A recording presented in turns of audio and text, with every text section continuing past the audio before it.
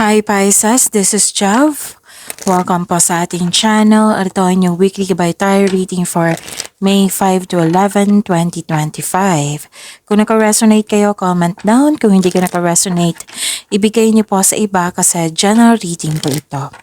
This is for you, Pisces, ngayong May 5 to 11, 2025.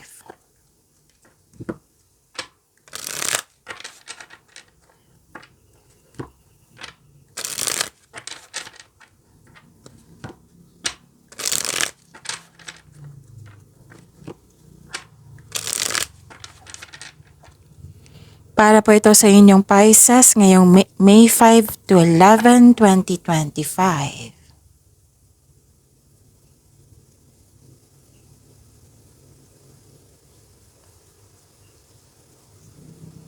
Maraming salamat po sa inyong patuloy na suporta at maraming salamat din po sa mga hindi nag-skip ng ads.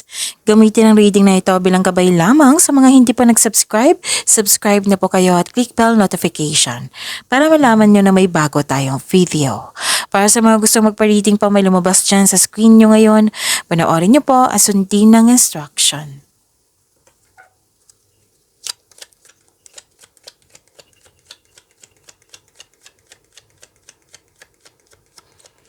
Spirits Guide, mga ganap pa para kay Pisces ngayong May 5 to 11, 2025. I need 3 cards po.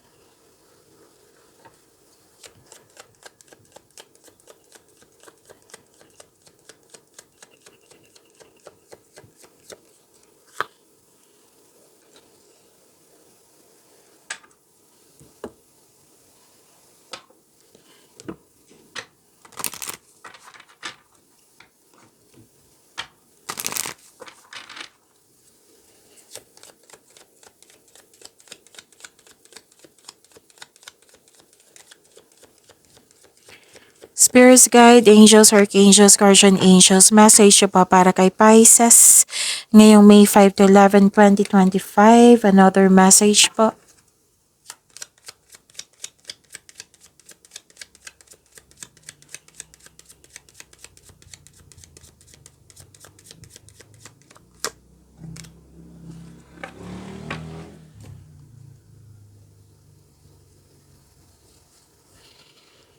Pisces, mag-ingat kayo kasi may tao dito na very nag-observe siya sa iyo, nag-spy siya sa iyo, or malapit to sa iyo kasi mahilig siya magmanipula, or pwedeng sinisiraan niya yung desisyon mo, ideas, plano, o mag-ingat kayo sa kanya. Tapos may gusto siyang kunin sa iyo, it might be this is an opportunity, or bagay ba yan? Oo, so mag-ingat. Kung gusto niyo malaman kung sino ito, sa ugali pa lang, mahilig magmanipula, di ba? Mapapansin mo rin yan kung may nag-observe sa iyo. Kaya mag-ingat. Pwede din na kung para masigurado, di ba? Itanong niyo po sa inyong intuition. Para sigurado po. May malaking influence ang isang lalaki at babae sa week na ito.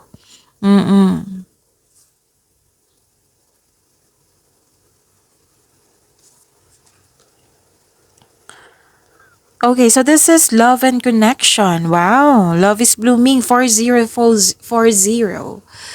Love and connection, love surrounds you. Open your heart to give and receive love abundantly in your future. Wow, ang ganda naman. Claim niyo po. 2727, inner strength. You possess inner strength. Use it to overcome challenges on your journey.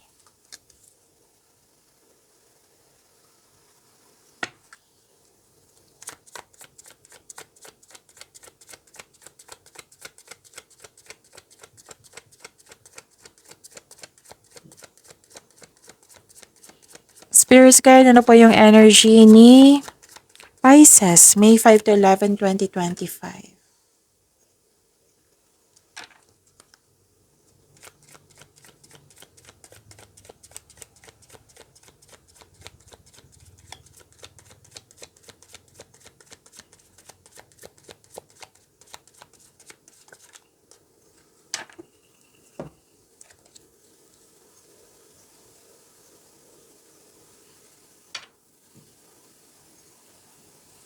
kung may narinig kayo or may nakita kayong repeating message, like for example, marami tayong mga Monty Gabay Tarot reading ha, sa mga hindi pa nakakaalam, panoorin niyo po kung gusto niyo po. Tapos, nanood kayo, tapos may napansin kayo na repeating message for this weekly reading po. Okay, so, yan yung pinupush ng cards nyo na kailangan nyo bigyan ng atensyon, solusyon at aksyon kung maaari po. So, ano yung energy ni Pisces?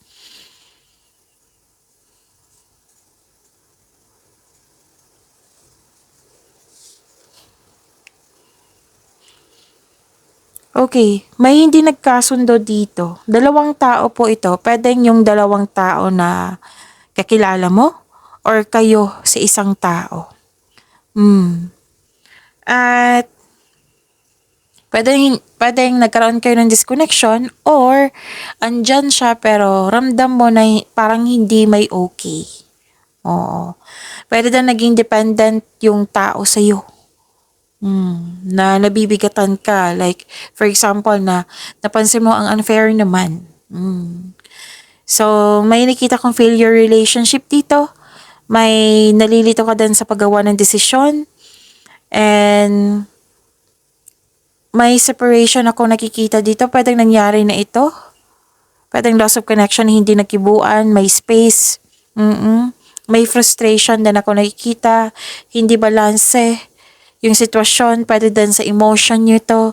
Hindi nagkasundo. Failure to meet the promises or failure to meet the test. Kasi may nakita kong promises dito na hindi nabigay. Pwedeng tampuhan to. Or kasi may nag-overcommitment. Yan yung nakikita ko, overcommitment. So, para ma-fix itong disbalance na ito, alamin nyo kung ano yung punot dulo kung bakit hindi kayo nagkasundo. Para makagawa kayo ng solusyon. Okay?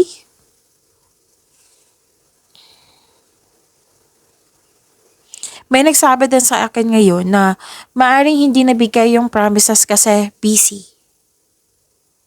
Kasi may nakita ko ditong too much yung busy.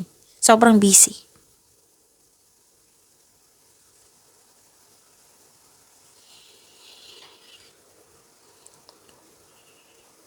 So this is hard work and productivity.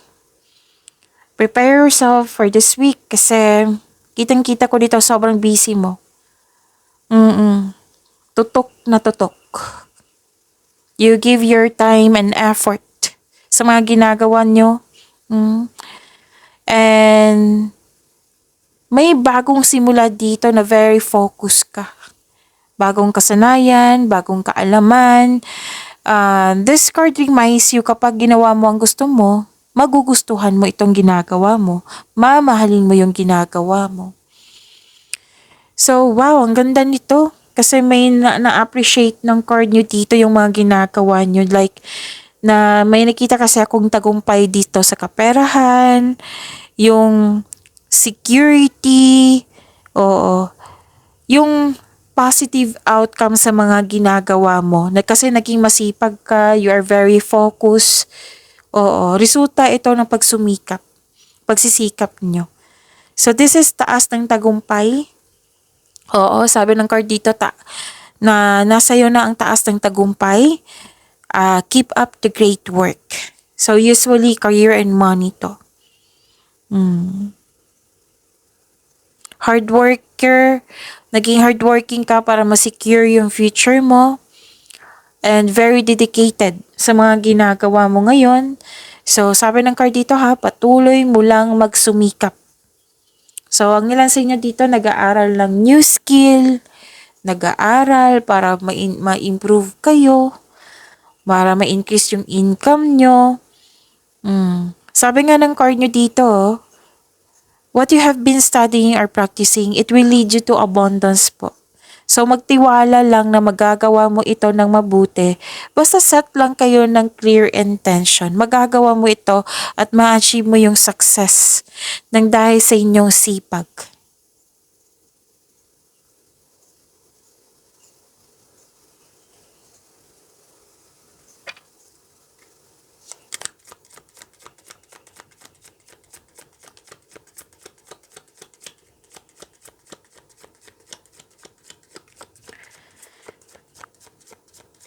Spirits Guide, kayo and money po ni Pisces, kayong okay. May 5 to 11, 2025. Siniguro ko talaga yung date po.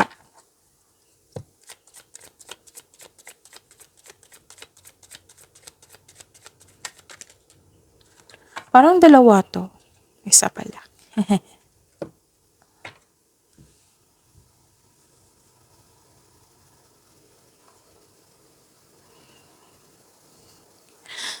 Sa career and money po, may paalala ang card niyo po dito, Pisces. Huwag po daw kayo magpasobra sa trabaho kasi naging workaholic na po kayo. Alam niyo naman, pag overwork, 'di ba? Overthink, overwork, overspend. Nakakasama na yan sa iyo. Parang pagkain yan 'di ba? Pag sobra, nakakasama na. So, may nakita ko ditong sobra. So, kailangan ng pagbalanse, kailangan ng pag-control. Kailangan mo ng pahinga din. Our health is wealth. Kaya mag-ingat. Kasi naging workaholic kayo, sobrang sipag nyo. And pwede din overspending to. Pwedeng kayo ito, pwedeng concern mo sa isang tao na overspending sa material na bagay. Pwede din nagtitiis ka sa isang toxic na tao. Pero nagstay ka pa rin. May concern na ganyan. At pwede may controlling person dito.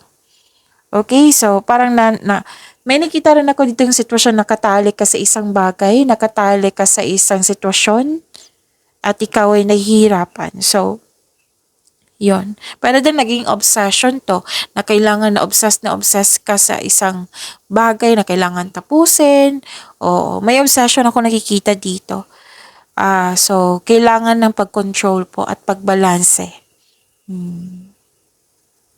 Pwedeng umiwas sa toxicity, kailangan ng recovery dito, kailangan ng healing, kailangan mahinto yung over, yung hindi maganda, hindi naging mabuti sa iyo or hindi nakakabuti sa iyo. Yan, kailangan mahinto, sabi po ng card.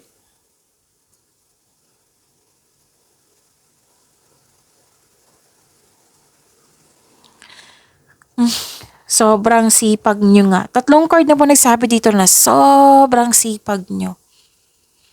Sana all masipag. Oo. Okay, so mas lumawak yung ambisyon mo sa buhay. Actually, this is palagay ka na sa inyong career and money. Oo. And you're feeling powerful and enjoying being recognized in the workplace. This is fame recognition. Oo. Na may magandang contribution kang nabigay dyan, tapos nakilala ka. Oo. So, listen to your intuition also to grow your career, to grow your business, and take action toward increased prosperity. So, you are creative and enthusiasm. Yan yung importante. Oo. Your creative and enthusiasm are important part of your success. Magaling po daw kayo na leader, sabi ng card. Binibigyan mo ng time and effort yung passion mo, very passionate ka sa gusto mo sa buhay, very supportive din kayo, may tiwala sa sarili. And please know that you are guided and protected now and always. So very confident and sense of worthiness are elevated po. You are becoming more confident, which will lead to immense personal growth and improvement sa connection sa isang tao.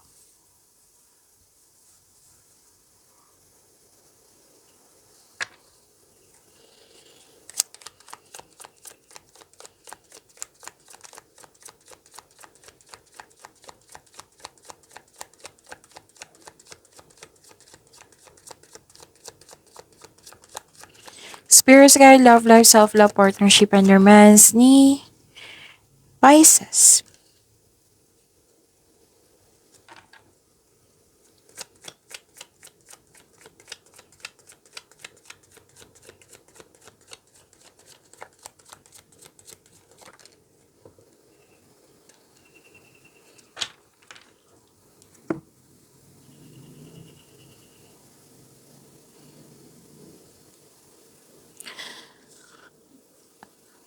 Okay.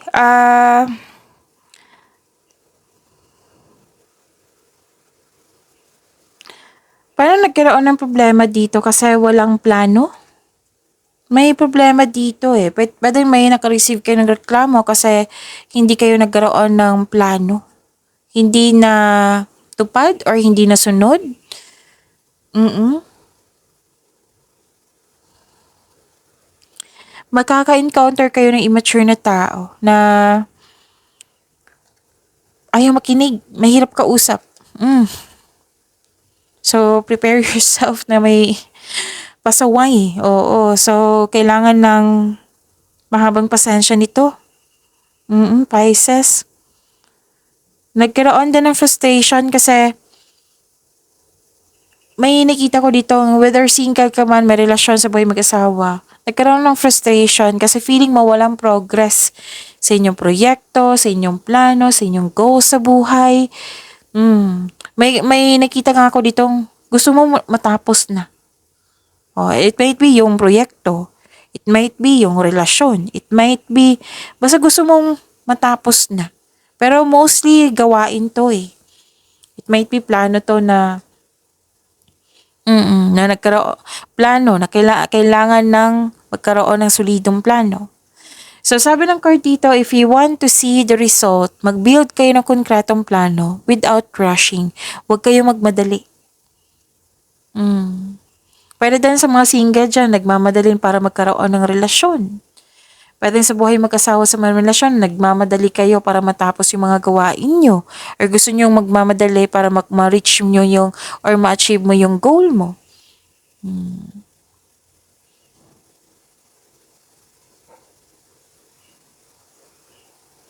Okay, so yun.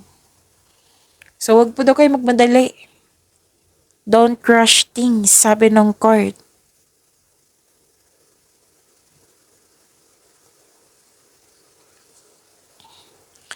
And dalawang card na kasi nagsabi dito na you have the authority, you have the power. Para sa mga single, may parating na bagong tao na stable na sa buhay. Sa mga marelasyon, sa buhay mag-asawa, okay, magkakaroon din ng pagkakaayos. Kayong dalawa ay matured enough na loyal sa isa't isa. Both of you are taking an action at nagkaroon ng stability upang maipalago pa lalo ng yung relasyon. Babala lang po sa ego clashing. Okay? Kayo ay mapagmahal, marunong sa buhay, marami nang napadaanan na hirap sa buhay bago naging successful. So, nasunod yung gusto mo dito. Oh, may authority ako nakikita dito and you have the power. And yung parating sa inyo, sa mga single dyan, maaring fire sign nito, maaring Aries, Leo, Sagittarius. Okay? So, nagbigay ka ng halaga. So, ano pa?